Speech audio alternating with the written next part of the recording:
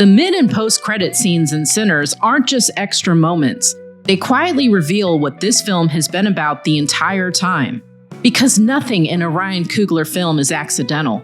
Every frame is layered with meaning, memory, and intention.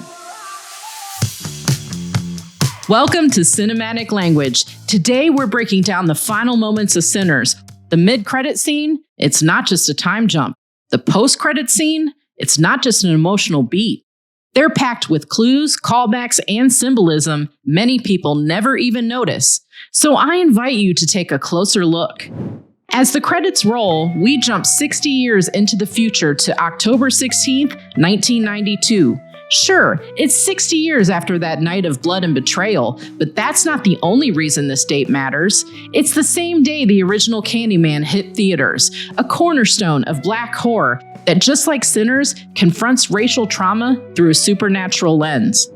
We find an older Sammie, still playing his heart out, but the credits literally interrupt him.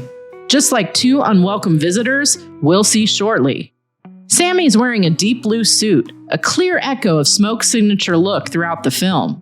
But there's another thread, because blue also ties back to Pearline, Sammie's love interest in 1932. But this isn't the only tie to Pearline, because Sammie's playing in his own club, which he named after her. Then there's that yellow guitar. In horror movies, yellow's not just a color. It often warns us that danger is nearby.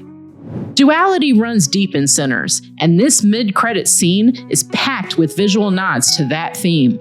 Right from the first shot, we get a symmetrical bar setup. But look closer. It's not perfectly identical, just like the Smokestack twins, who look alike but are far from the same. Then there's Sammie, framed between two lamps, like he's still stuck between light and shadow.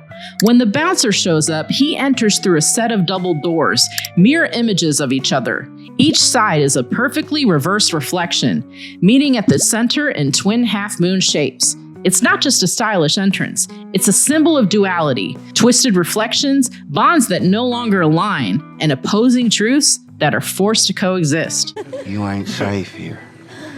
No matter how many guns or how much money, they gonna take it from you when they want. I mentioned the twins' duality earlier, but this theme runs far beyond them. It's everywhere you look. Take this street. One side is for Caucasians and the other is for African Americans, a literal dividing line. Or the sawmill owner, who insists his group no longer exists, only for us to learn that he's still leading it. Then there's Sammie, caught between two belief systems. I want you to help me give my sermon tomorrow. I want your stories, and I want your songs, and you won't have mine. Even as Blue's battle with Delta Slim is a duel between a seasoned soul and a raw youthful fire, Mary herself lives in two worlds. I didn't want no white man. I didn't want to be white. I wanted to be with you.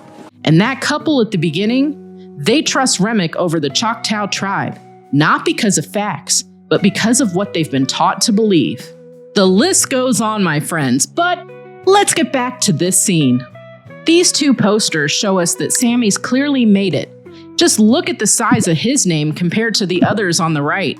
Sammie's also performing on November 1st, and that's no accident. It's All Saints' Day, a holy day dedicated to honoring the dead. When the bouncer invites the unexpected guests in, you can feel Sammie's PTSD creep to the surface, while the poster behind him reflects exactly what he's facing. First off, Sammie's name is drenched in red, classic horror language for incoming danger. But check out the design, a big, bold X-shaped cross. That could be a saltire, often used as a warning or hazard sign. But there's more.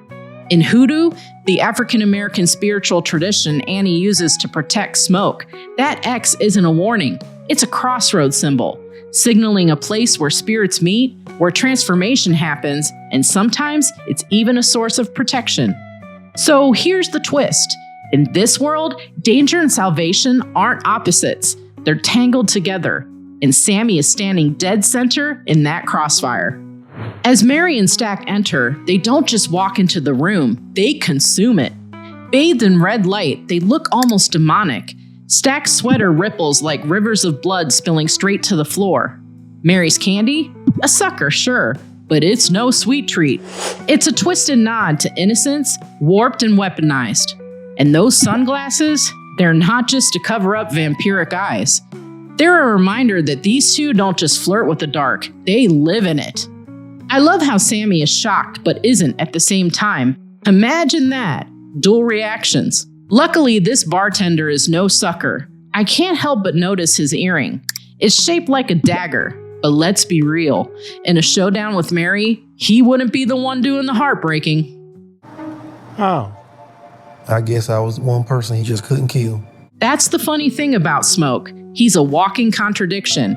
He doesn't hesitate to shoot two guys trying to steal his truck, but then he pays for their medical treatment. He doesn't appear to believe in hoodoo, yet he keeps the gree-gree Annie gave him close to his chest.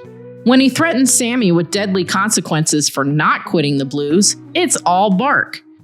He made me promise to stay away from you, let you live out your life. Stack may be a liar, but he knows how to keep a promise. I could make it so you could stick around. Keep touring, keep living. No pain. But that is a lie. Because moments from now, we'll see pain in Stack and Mary's eyes.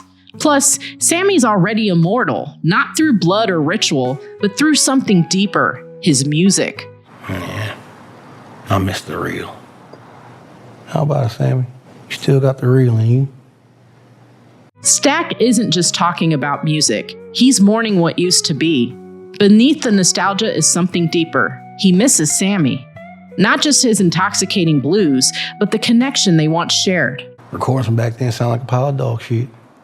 This line and the sniffing from earlier remind us that Stack may look human, but he's still very much a vampire. It looks like Sammie rebuilt the guitar, and the silver scar is part of its story. This isn't just an instrument that fuels Sammie's blues, it's also his weapon. Traveling. At this point in Sammie's story, traveling hits differently. Earlier in the film, it showcased his talent and optimism for the life ahead of him. But now, it's a full-blown emotional reckoning.